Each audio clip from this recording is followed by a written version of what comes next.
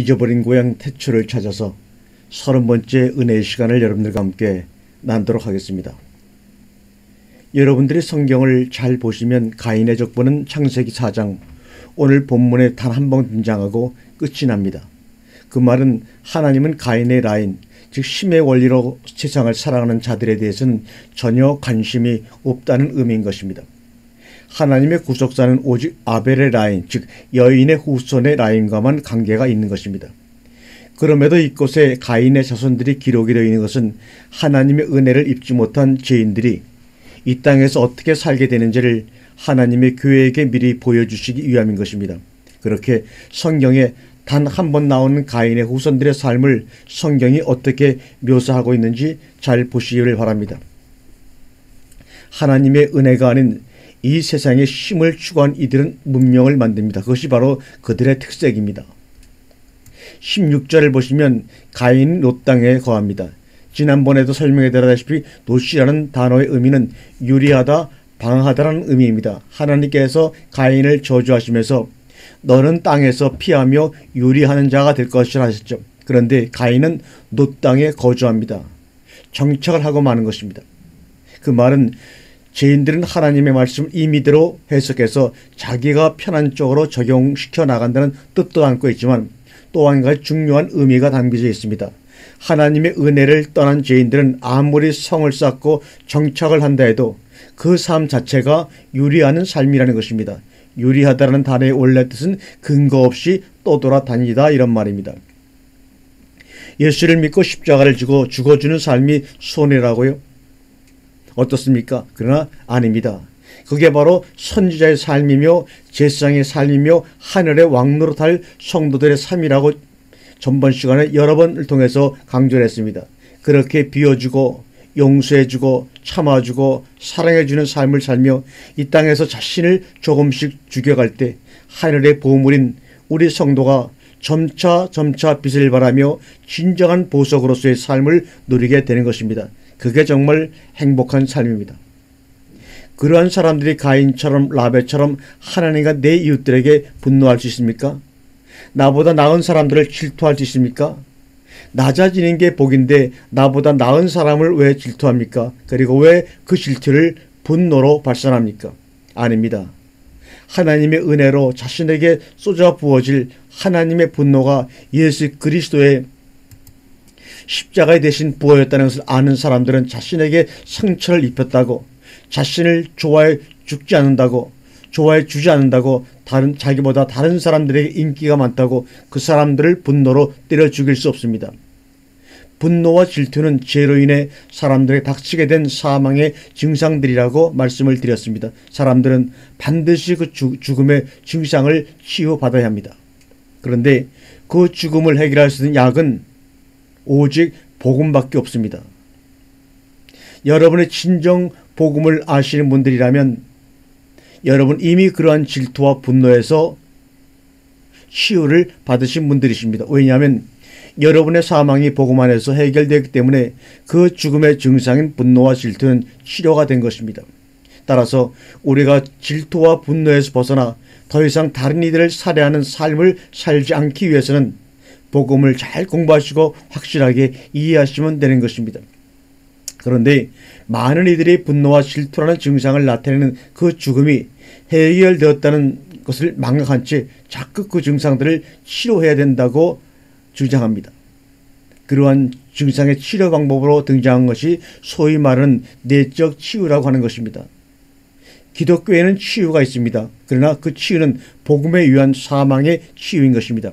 그 사망의 치유됨으로 해서 다른 증상들이 아무것도 아닌 것이 되어지는 것이 기독교 안에서의 치유인 것입니다. 그런데 어떤 사람들은 그러한 질투나 분노가 사람이 갖고 있는 상처에서 기인한다고 합니다. 그래서 거듭난 사람도 내적 치유를 통해서 그 상처를 치유받아야 건강하고 행복한 삶을 살 수 있다고 그들은 주장합니다. 그들은 복음으로는 죄를 용서받을 수 있는 것이고 이 땅에서 성도가 상처를 치유하고 행복하게 살기 위해서는 다른 방법이 필요하다고 하죠.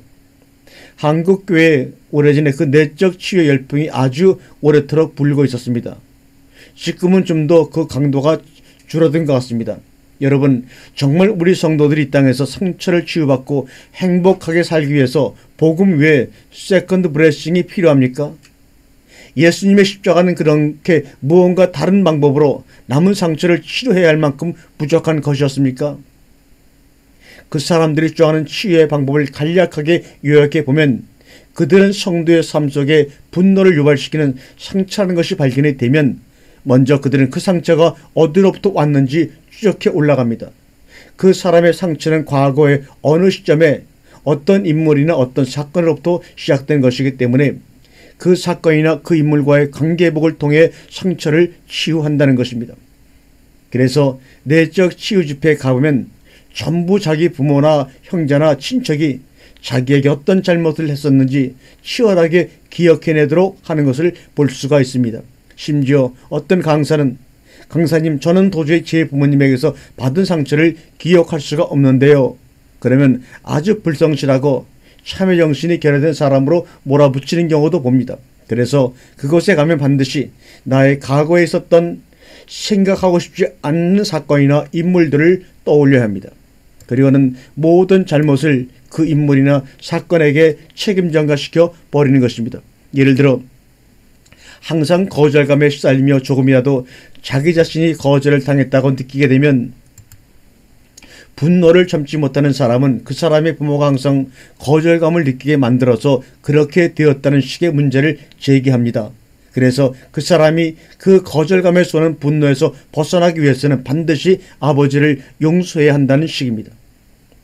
그러한 책임 전가의 방법이 나온 이단이 바로 귀신론을 주장하는 베레아파 사람들입니다. 그런데 그 베레아파 사람들, 그 성락교회라는 사람들이 지금 어떻게 교회가 분열되어 가지고 얼마나 엉망이 되어 있는지는 결과가 증명하고 있습니다.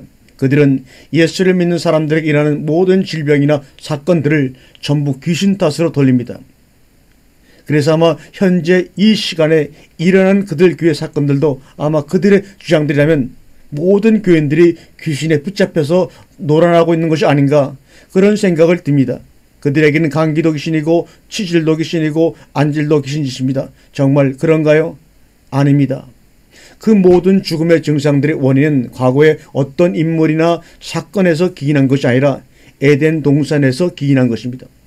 에덴 동산에서 아담과 하와가 선악과를 따먹고 하나님의 은혜를 떠나 사망으로 떨어지게 되었을 때 우리에게 그 사망의 증상들이 생겨나기 시작한 것입니다. 따라서 우리가 해결해야 할 것은 그 에덴 동산의 불순종이지 우리 인생 속에서 어떠한 사건이 아닌 것입니다. 그러므로 그 모든 증상들은 우리의 부모나 귀신들이 준 것이 아니라 아담의 자손인 바로 우리의 것입니다. 왜 나의 잘못을 남에게 전가시킵니까? 내적 치유를 좋아하는 사람들의 치명적인 오류는 강하게 흐르는 저주론입니다. 여러분, 정말 저주가 족보를 타고 흘러내립니까? 그들이 근거 구절로 삼고 있는 구절 중 대표적인 구절이 바로 출애굽기 20장 10계명의 장입니다. 하나님께서 당신을 미워하는 자들에게는 죄를 갚되 아비로부터 3, 4대까지 갚으신다고 하셨고 당신을 사랑하는 자에게는 1000대까지 은혜를 베풀겠다고 하셨다는 것입니다. 이러한 구절을 아직도 문자 그대로 해석하는 바보들이 있나요? 이게 사실이라면 왜 셋의 후손에서 노아밖에 살아남지 못합니까? 왜 노아의 후손에서는 셈만이 선택을 받죠? 왜 셈의 후손 중에서는 아브라함만이 선택을 받습니까? 하나님께서 그토록 사랑하셨던 아브라함의 후손 중에 이스마엘과 에서는 어떻게 된 것입니까? 하나님의 마음에 합하였던 다윗의 아들 압살롬은 어떻게 된 것이죠? 1000대까지 복을 받는다면서요. 그리고 하나님을 사랑하지 않는 자들에게 내려지는 하나님의 저주가 정말 자손 3대 4대까지 미칩니까? 우리가 에레미야서 31장 29절과 30절의 말씀을 함께 읽도록 하겠습니다. 그때가 오면 사람들이 더 이상 아버지가 신포도를 먹었기 때문에 자식들이 이가 시게 되었다는 말을 하지 않을 것이다.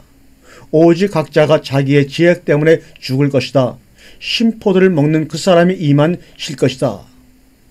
하나님은 분명 아비가 신포도를 먹었다고 아들들의 이가 신 일이 없을 것이라고 말씀하십니다. 그런데 무슨 강하게 흐르는 저주가 있습니까?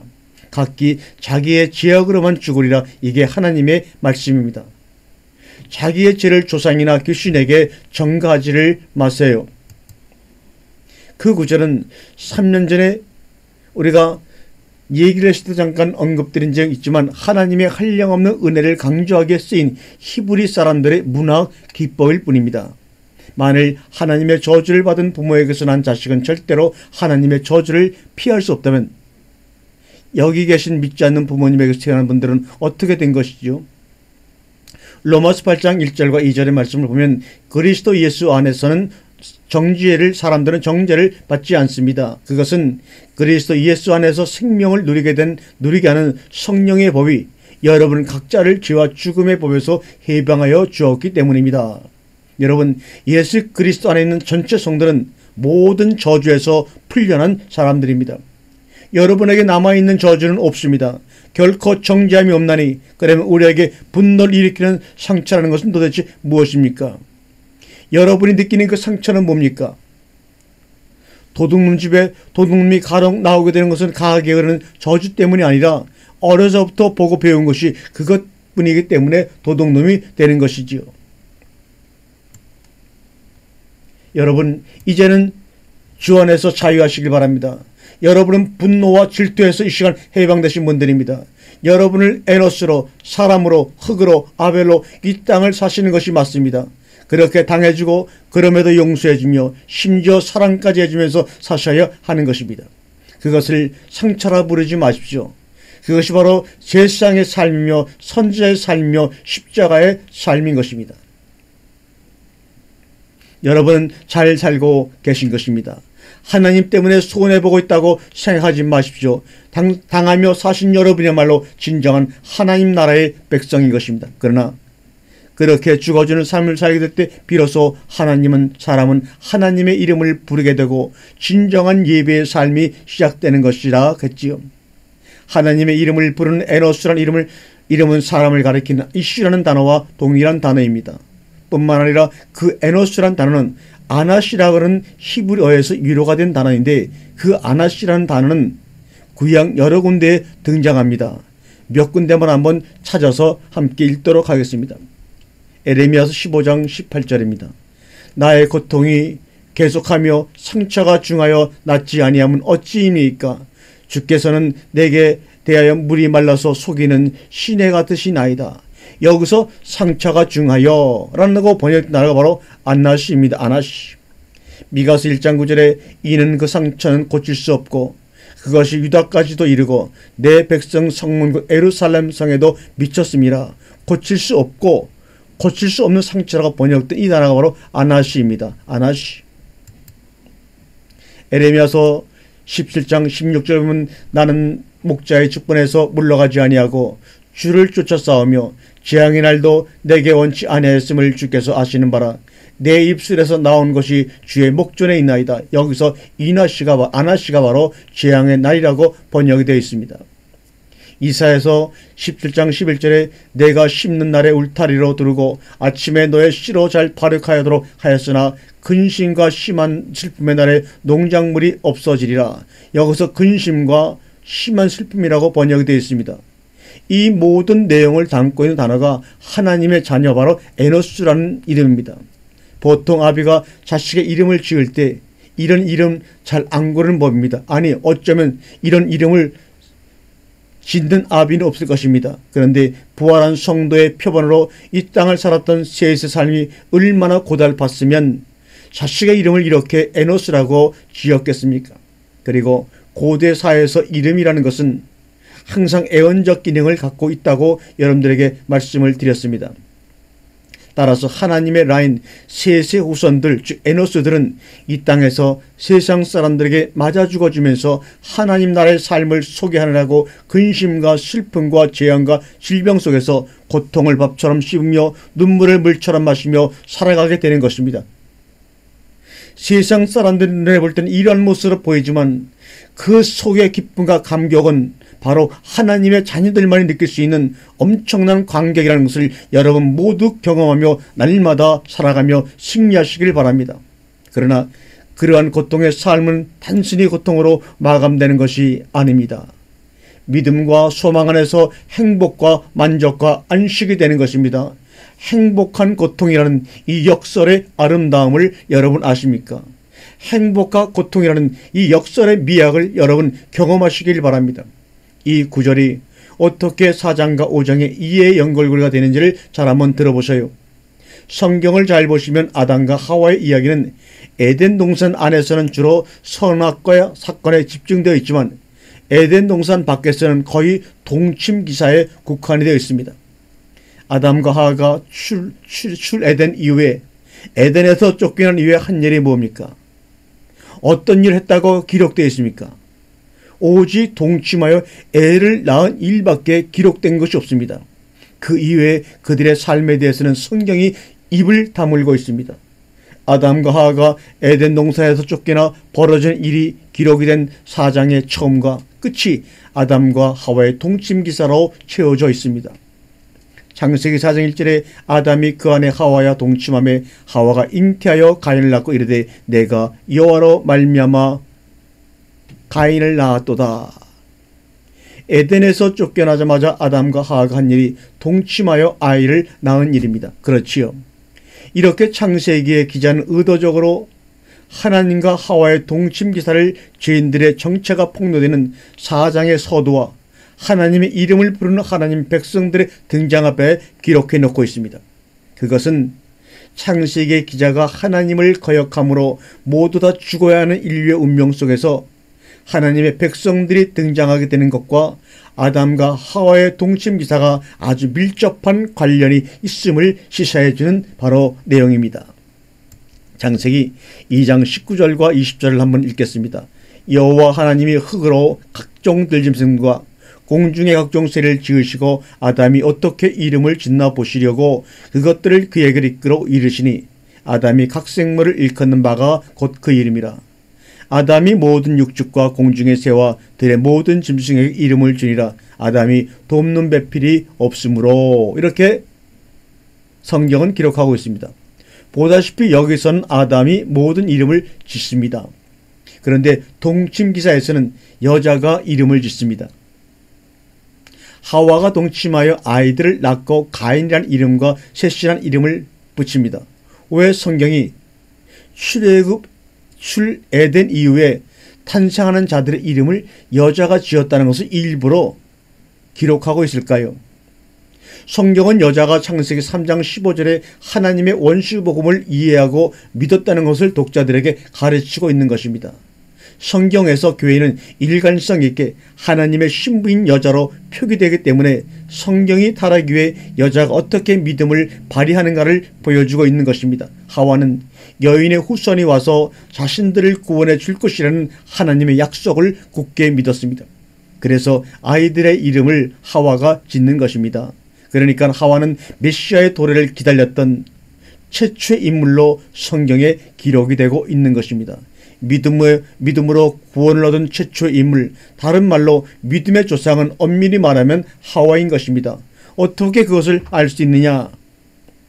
반문하는 분이 있습니다. 창세기 기사에서 이름은 그 사람의 속성을 대변하던 것이었고 예언적 성격이 짙었다고 분명히 말씀을 드렸습니다.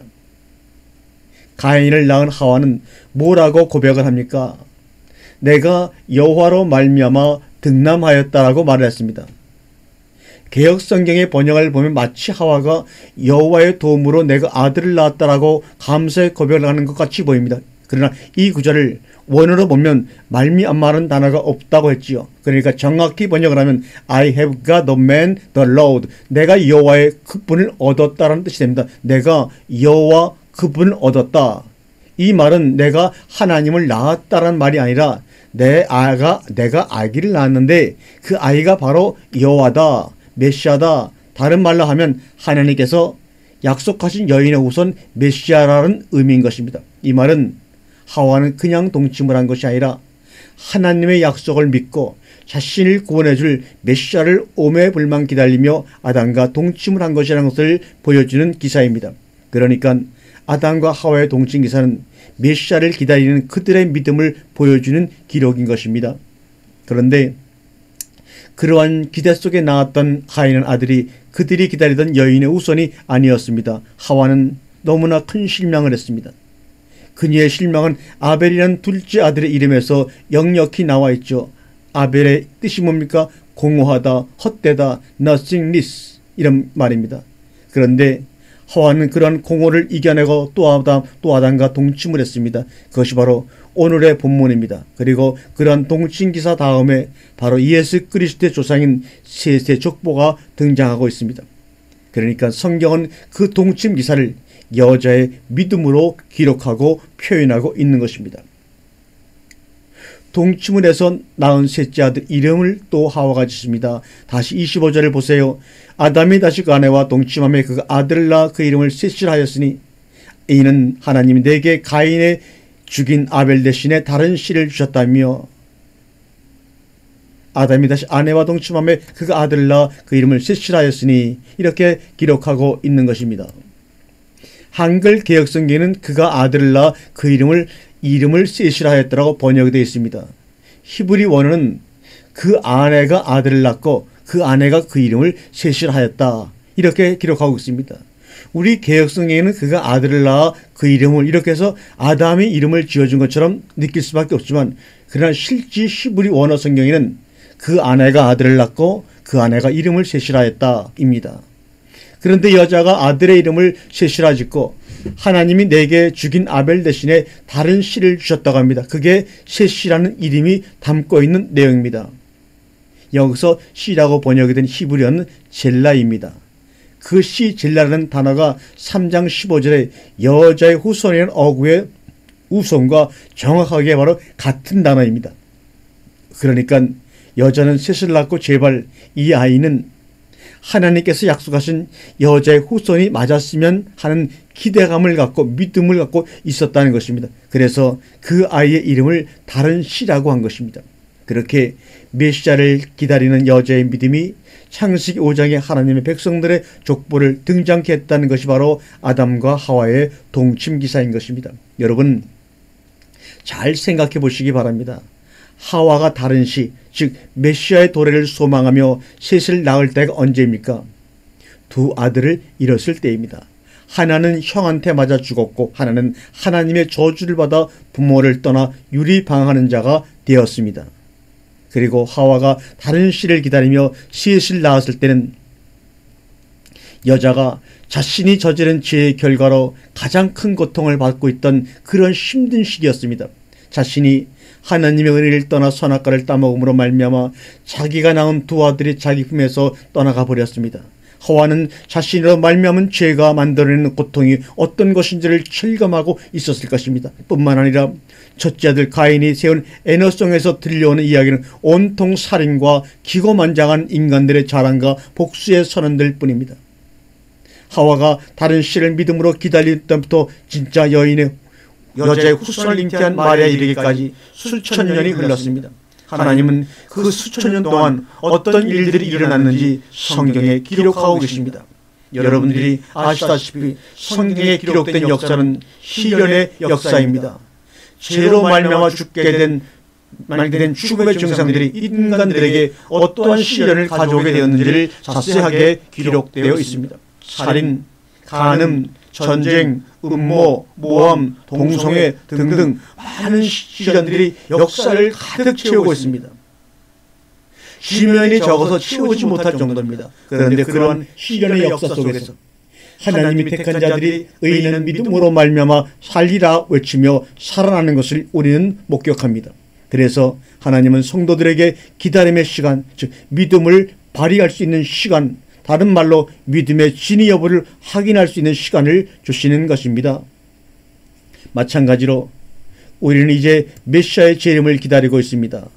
하와가 메시아의 초림을 믿음으로 기다렸던 것처럼 우리는 이제 똑같은 믿음으로 메시아의 재림을 기다리고 있는 것입니다. 여러분은 그처럼 기다림의 시간 동안 시련과 시험을 통과하며 믿음을 굳건하게 다지시면 되는 것입니다. 그렇게 해서 믿음이 공고히 다져지고 굳어질수록 우리는 이 땅에서의 우리 자신을 자꾸 비우게 되고 포기하게 되고 하늘의 몸과 하늘의 삶을 소망하게 되는 것입니다. 그것을 성도의 옛사람이 이 땅에서 죽는다라고 표현을 하는 것입니다. 창세기 5장을 보시면 하나님의 나이는 셋의 후손들의 족보가 나오는데 그들의 소개 뒤에 후령구처럼 붙어있는 것이 죽었더라입니다. 창세기 5장을 죽음의 장이라고 부르기도 합니다. 그런데 여러분도 아시다시피 그들은 4장 후반부에 가인의 족보와 대조되는 하나님의 백성들의 족보입니다. 그런데 왜 그 족보에다가 죽었다라는 후령을 그렇게도 많이 붙여놓았을까요?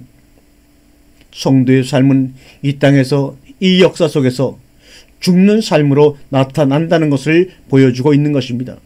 이런 구속사적인 의미를 갖는 족보를 히브리어로 톨레토트라고 부르는데 그 뜻은 하나님께서 하나님의 뜻을 이루어가기 위해 특별한 목적을 가지고 기록한 족보라는 뜻입니다. 여러분 생각해 보시기 바랍니다. 셋과 셋의 후손들은 가인이 죽인 아벨 대신에 하나님께서 주신 사람들입니다. 그러니까 그들은 죽은 아벨들인 것입니다. 그들이 가인과 함께 한 땅에 삽니다. 자기가 죽인 자들이 시퍼렇게 살아서 자기 옆집에 살고 있는 것입니다. 그리고 자기가 때려 죽인 그 모습 그대로 자기 앞에서 자꾸 죽는 삶, 당하는 삶을 살고 있습니다. 가인은 사는 것 자체가 악몽이었을 것입니다. 우리가 바로 그렇게 사는 것입니다. 우리는 죽은 아벨 대신에 하나님으로부터 시험을 받은 자들입니다. 우리는 세상이 죽인 작은 예수로 세상 사람들의 옆집에 살고 있는 것입니다. 그래서 우리는 아벨이 죽은 것처럼 이 세상의 가인들 앞에서 죽어주는 것입니다. 잘 봐. 내가 날 이렇게 죽였지 하며 그들의 죄악을 폭로하는 것입니다. 그 세상 사람들에게 악몽이 되는 것입니다. 바울의 말처럼 그들에게 사망의 향기로 사는 것입니다. 세상 사람들이 여러분의 죽음의 삶을 보며 죄책감을 느끼도록 여러분이 이 땅에서 그렇게 사셔야 하는 것입니다. 저 인간들만 없으면 아무런 죄책감이 없이 행복하게 살 수 있을 텐데 저 인간들 때문에 자꾸 나의 악함이 드러나서 미치겠네 라는 고백을 여러분이 들으셔야 합니다. 그래서 셋의 후손들이 전부 죽었더라로 그들의 인생을 마감하고 있는 것입니다. 여러분은 지금 여러분을 때려 죽인 가인의 옆집에 사시는 분들입니다. 억울하고 분하시지요. 그들한테 또 맞아 죽어야 하니 억울하고 분하시지요. 그래도 그 삶을 잘 살아내셔야 합니다. 우리 주님이 그렇게 살다 가셨고 하나님께서 그러한 죽어짐의 삶, 보이는 것이 없는 삶, 믿음의 삶을 우리의 구원의 방법으로 채택하셨기 때문에 그렇게 사셔야 하는 것입니다. 그렇게 죽어져야 새 것으로 부활하죠. 하나님 나라는 이 땅의 것을 대충 고쳐서 쓰는 것이 아닙니다. 하나님 백성도 죄인들 대충 고쳐서 만드시지 않습니다. 다 불살라버리고 새롭게 창조해 나가십니다. 그러기 위해서는 여러분은 반드시 이 땅에서 창조의 삶, 부서지는 삶, 죽어가는 삶을 사셔야 합니다.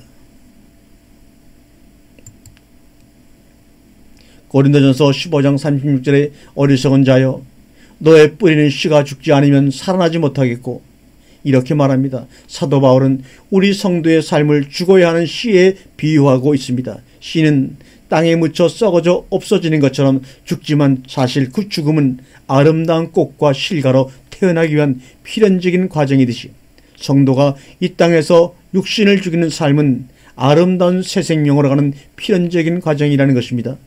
사도는 우리가 죽지 않으면 다시 살아나지 못한다라고 분명히 선언하고 있습니다. 계속해서 15장 42절을 보세요. 죽은 사람들의 부활도 이와 같습니다. 썩을 것으로 심는데 썩지 아니할 것으로 살아납니다. 비천한 것으로 심는데 영광스러운 것으로 살아납니다. 약한 것으로 심는데 강한 것으로 살아납니다. 자연의 몸으로 심는데 신령한 몸으로 살아납니다. 자연의 몸이 있으면 신령한 몸도 있습니다. 주님께서 이 땅에서의 죽음의 삶, 비움의 삶을 사는 것을 자기 십자가를 지고 당신을 쫓는 것이라고 말씀하십니다. 그렇게 죽음의 삶, 비움의 삶을 사는 자들이 영생을 얻을 것이라고 말씀하고 있습니다. 주님은 그 삶의 표본이셨죠. 요한복음 10장 17절 말씀을 우리가 한번 같이 읽도록 하겠습니다. 아버지께서 나를 사랑하시는 것은 내가 다시 목숨을 얻기 위하여 목숨을 버림이라. 그래서 우리들에게도 똑같은 삶이 요구되는 것입니다. 요한일서 3장 16절에 그가 우리를 위하여 목숨을 버리셨으니 우리가 일어서 사랑을 알고 우리도 형제들을 위하여 목숨을 버리는 것이 마땅하니라. 요한복음 15장 12절 이하에 내 계명은 곧 내가 너희를 위하여 사랑한 것 같이 너희도 서로 사랑하라 하는 이것이니라. 사람이 제 친구를 위하여 자기 목숨을 버리면 이에서 더 큰 사랑이 없나니 너희가 나의 명하는 대로 행하면 곧 나의 친구라고 우리에게 말씀하고 있습니다. 이것 보세요. 성경은 이렇게 우리 성도들에게 이 역사 속에서 죽어라고 요구하고 있습니다. 하나님은 그러한 성도의 죽음의 삶을 아주 귀하게 보십니다. 시편 116편 15절에 성도의 죽는 것을 여호와께서 귀중히 보시는도다. 이제 이 말씀이 확실히 이해가 가시는지요? 우리 성도가 이 땅에서 이 역사 속에서 죽는 삶을 하나님은 귀하게 보신다는 것입니다. 이건 단순히 육신의 죽음만을 의미하는 것이 아닙니다. 성도들의 죽음의 삶을 포함한 죽음입니다. 요한계시록 14장 13절의 말씀입니다. 나는 또 하늘에서 들려오는 음성을 들었습니다. 기록하여라. 이제부터 주님 안에서 죽는 사람의 복이 있다. 그러자 성령님이 말씀하셨습니다. 그렇다. 그들은 수고를 그치고 쉬게 될 것이다. 그들의 업적이 언제나 그들 뒤에 남아있기 때문이다. 이렇게 기록하고 있습니다. 주 안에서 죽음의 삶을 사는 자들은 복이 있다는 것이죠. 히브리서에서는 믿음의 선진들을 쭉 소개한 후에 그들이 다 믿음을 따라 죽었다고 기록하고 있습니다. 이 사람들은 다 믿음을 따라 죽었으며 이렇게 믿음은 이 역사 속에서 죽어짐의 삶으로 반드시 나타나게 되어 있는 것입니다. 그 죽음의 삶, 비움의 삶, 십자가의 삶이 우리를 영광스러운 부활의 삶으로 인도하게 될 것이고 아직 하나님께로 돌아오지 않는 하나님의 백성들이 하나님께로 돌아오게 되는 삶이 되는 것입니다. 그러니까 근본적인 그리스도인의 표지는 그가 무엇을 했는가, 즉 what you did가 아니라 그가 누구인가, who are you 인 것입니다. 너는 누구인가? 오늘 본문은 그렇게 이 세상의 것들로 자신의 힘을 삼아 살려고 하는 것이 얼마나 하나님께서 미워하신 것인지를 아주 구체적으로 잘 나타내주고 있습니다. 본문 6장 창세기 6장 2절을 보시면 하나님의 아들들이 사람의 딸들의 아름다움을 보고 자기들의 좋아하는 모든 자로 아내를 삼는지나 라는 심판의 구체적인 이유가 나옵니다. 사람들이 하나님의 명령인 생육과 번성을 이런 식으로 변질시켜 버리더라는 겁니다. 만약 여기에서 하나님의 아들들이 누구인지를 밝히는 것이 순서이겠죠. 이 2절의 하나님의 아들들이 누구인가에 대해서는 그동안 수많은 학설이 있었습니다.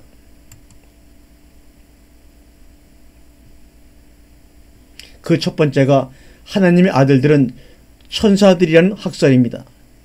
실제로 구약의 천사들이 하나님의 아들로 표기된 곳이 있죠. 욥기서 1장 6절입니다.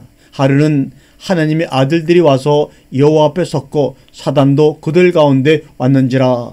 보시다시피 천사들을 하나님의 아들이라고 부르죠. 욥기 38장 6절과 7절에 그 주초는 무엇 위에 세웠으며 그 모퉁이 돌은 누가 놓았느냐. 그때 새벽별들이 함께 노래하며 하나님의 아들들이 다 기쁘게 소리하였느니라. 하나님의 천지 창조 전에 이미 창조된 자들이 하나님의 창조를 보고 기쁘게 찬양했다는 것입니다. 그들이 누구이겠습니까? 천사들입니다. 그래서 창세기 2장의 하나님의 아들들도 천사이 될 것이라고 여러 학자들이 주장을 합니다. 필러나 요세푸스나 마틴 루터 등이 그러한 주장을 하는 분들입니다. 저는 그 의견에 동의하지 않습니다. 만일 그렇다면 예수님의 이런 말씀을 어떻게 해석해야 하나요? 마태복음 22장 29절에 예수께서 대답해 가라사대 너희가 성경도 하나님의 능력도 알지 못하는 거로 오해하였도다.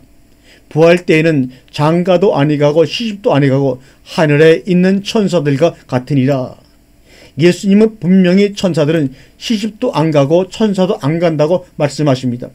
그들은 우리처럼 육신이 있는 존재들이 아니고 영적인 존재들이라 그들에게는 결혼이라는 것이 없다는 것을 예수님이 스스로 우리에게 말씀해 주셨습니다. 그런데 어떻게 그들이 이 땅에 내려와서 사람의 딸들과 결혼을 합니까?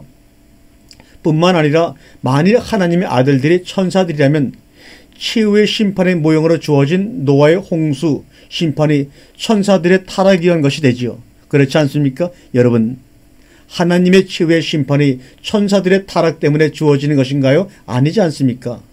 하나님의 최후의 심판은 인간들의 타락에 기인한 것입니다. 그래서 최후의 심판의 모형인 노아의 홍수 때 땅에 기식하는 모든 것들을 죽이시는 겁니다. 만일 천사들의 타락이 때문이라면 천사들만 모조리 죽이시면 되지 않아요? 두 번째 학설은 하나님의 아들들은 경건한 셋의 후손이라는 학설입니다. 어거스틴이나 존 칼빈 같은 사람들이 이러한 학설을 지지하는 사람입니다. 그러니까 종교개혁을 주장했던 칼빈이나 마틴 루터는 하나님의 아들이라는 이 성경구절 해석에 대해서 서로 다른 학설을 내세우고 있는 사람들입니다. 이렇게 기라성 같은 신학자들이 주장했던 학설에게 오늘날 가장 널리 지지를 받고 있는 학설입니다. 경건한 하나님의 사람들이 가인의 딸들의 아름다움에 대해서 혹해서 그들과 마귀잡으로 결혼함으로 해서 하나님의 심판이 임했다는 주장이죠. 거의 대부분의 주석서들과 강의서들이 바로 이 칼빈이나 어거스틴의 관점에서 이해하고 기록을 하고 있습니다. 그러나 저는 이 학설에도 100% 동의할 수가 없습니다. 왜냐하면 그렇다면 하나님의 마지막 심판은 하나님의 자녀들의 타락에 의한 것이라는 결론이 나는데 정말 그렇습니까? 거듭 말씀드리지만 이 노아 홍수의 심판은 최후 심판의 모형이라는 말입니다. 그렇다면 최후의 심판의 창세전에 택해진 하나님의 백성들의 타락에 의한 것이라는 것이 말이 되지 않습니까? 그럴 수는 없습니다. 만일 그렇게 되면 성도의 견인고리가 완전히 무너지게 되며 하나님의 전지전능하심에도 크게 금이 가게 되는 것입니다. 그래서는 2절에 하나님의 아들들을 이 땅에서 세상 것들을 의지하며 그것들을 힘으로 살아가는 자들을 대표했던 이 땅의 왕들이라고 봅니다. 성경에는 이 땅의 왕들을 가리켜 하나님의 아들들이라고 자주 표현합니다. 신정국가였던 이스라엘 사람들에게 왕은 하나님이 세우신 자라는 확고한 믿음이 있었기 때문에 그들은 자신들의 왕을 하나님의 아들들이라고 표현을 했던 것입니다. 그리고 성경이 엘롬이라는 단어를 재판장이라고 번역을 하기도 하고 출애굽기 21장 6절에서 말입니다. 왕들을 가리키는 단어로 쓰기도 합니다. 그래서 실제로 이스라엘 사람들이 시편 2편을 이스라엘 왕의 대관식 때 불렀던 바로 내용입니다. 그러나 우리가 이미 공부한 것처럼 시편 2편은 예수님을 그리고 있는 메시아 시편입니다. 그럼에도 이스라엘 사람들은 그 시편 2편에 나오는 하나님의 아들의 명칭을 왕에게도 스스럼 없이 갖다 붙였습니다. 한번 읽어볼까요? 시편 2편 6절입니다. 내가 거룩한 산 시온 위에 나의 왕을 세웠다 하신다. 나 이제 주께서 내리신 칙령을 선포한다.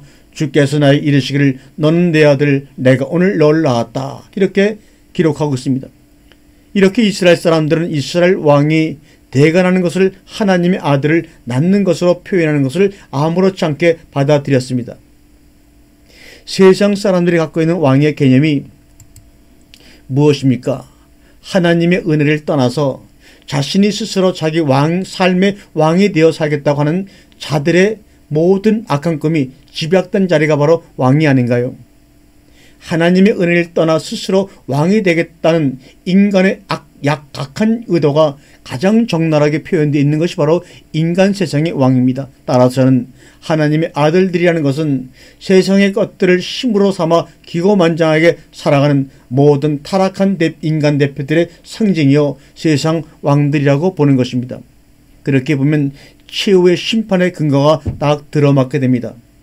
하나님의 최후의 심판은 이 세상 것들을 힘으로 담아 하나님께 순종하지도 않고 하나님의 뜻을 알려고도 하지 않는 불순종의 죄를 짓는 모든 죄인들 향해 쏟아지는 것이란 메시지가 그 속에 담겨 있는 것입니다. 그러나 그 하나님의 아들들이 누구인가를 밝히는 것은 사실 그리 중요한 것은 아닙니다. 오늘 본문을 여러분이 잘 보시면 그 하나님의 아들들이 사람의 딸들의 아름다움을 보고 자기들이 좋아하는 모든 자를 아내로 삼아버립니다. 여러분, 왜 굳이 성경이 하나님의 아들들과 사람의 딸들이라는 대조적인 표현을 이렇게 썼을까요? 지금 성경이 우리에게 주지시키고 싶은 것은 인간들이 타락을 하여 하늘의 하나님과 땅의 인간들 사이에 질서를 깨어버렸다는 것을 극명한 대조를 보이는 단어들을 동원하여 웅변하고 있는 것이지, 하나님의 아들들이 누구이고 사람의 딸들이 누구인가 대해서는 관심이 없습니다. 그러니까 지금 우리가 여기서 우리가 궁금해할 것은 하나님의 아들들이 누구이며 사람의 딸들이 누구인가가 아니라 땅의 인간들인 피조물이 하나님이 세워놓으신 하나님의 나라의 질서를 무질서로 만들어 버렸다라는 것에 우리의 생각이 집중돼야 합니다. 그렇게 하나님의 아들들이 자신의 힘을 믿고 자신의 쾌락을 위하여 자기가 갖고 싶은 것을 어떠한 방법으로든 다 취하였다면 역시 심판의 대상인 사람의 딸들은 어떤 특징이 있나요? 2절을 다시 보시면 하나님의 아들들이 사람의 딸들을 무엇으로 보았다고 합니까? 무엇을 보았다고 합니까? 아름다움을 보았다고 하였죠. 사람의 딸들은 그들의 아름다움을 무기로 내세우더라는 겁니다. 여기서 사람의 딸들이 내세웠던 아름다움은 히브리어로 토보트를 번역한 말입니다. 그 말은 우리가 앞서 배운 히브리어 토부의 여성 복수 형용사입니다. 그 뜻은 감각적으로 예쁜, 아주 오감적으로 감각적으로 즐거운 이라는 뜻입니다. 다른 말로 하면 외견상의 아름다움만을 지칭하는 단어입니다. 그러니까 이성적으로 판단되는 내면의 아름다움이나 성숙함 같은 것이 아니라 그냥 감각적인 섹시함을 말하는 것이 바로 토보트입니다. 사람의 딸들은 자신의 내면의 성숙이나 아름다움에는 전혀 관심이 없었고 외적인 아름다움에만 치중을 했다는 것입니다. 근래 5, 6년 사이에 이렇게 성형외과가 많이 생긴 것은 놀라울 일입니다. 그만큼 현대 많은 여성들도 내면의 성숙함보다는 외적인 아름다움에 치중을 하고 있다는 것을 우리는 이미 경험하고 느끼고 있는 사실입니다. 그것은 옛날에도 마찬가지였던 것 같습니다. 그러한 여자들이 내세우는 외적인 아름다움이라는 것이 뭐예요? 역시 세상의 힘입니다. 여자는 완력으로는 남자에게 안 되니까 아름다움으로 남자를 사로잡아 버리죠. 클레오파트라의 코가 1인치만 낮았어도 세계 역사는 변했을 것이라는 웃음스러운 말이 있습니다. 완력의 남자를 이길 수 있는 힘이 바로 여자의 아름다움이라는 말입니다. 아름다운 것이 나쁘다는 것이 아닙니다. 그것을 힘으로 무기로 삼아 자신의 욕망을 채우려는 그 시도가 나쁘다는 것을 말씀드리고 있는 것입니다. 그래서 그 사람의 딸들도 다 쓸어버리시는 겁니다. 그렇게 사람의 딸들은 외적이며 감각적인 아름다움만을 추구하며 그 아름다움을 자신의 힘으로 삼으려고 했고, 하나님의 아들들은 자기들이 보기에 감각적으로 외견성을 아름답고 보기에 좋은 여자들은 그들이 결혼을 했건 말건, 그들의 어떤 성품과 인격을 가진 여자이건 그들이 어떤 신을 섬기건 상관없이 전부 다 택했다는 것입니다. 2절에서 자기들이 좋아하는 이라고 번역된 히브리어는 바하르입니다. 이 말은 선택하다, 고르다라는 뜻을 가진 단어입니다. 그러니까 그 어구는 그들이 선택하는 모든 자 중에 아무나라는 뜻입니다.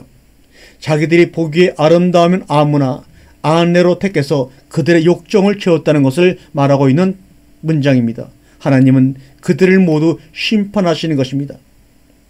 이렇게 하나님은 세상의 힘을 의지하여 자기들을 보호하고 지키며 세상의 힘으로 다른 이들의 것을 함부로 취하는 힘의 원리가 지배하는 그런 것과 그러한 자들을 다 쓸어버리신다는 것입니다.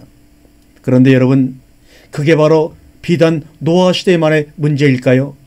우리 한번 생각해 보면서 오늘의 말씀을 나누도록 하겠습니다. 감사합니다. 아멘.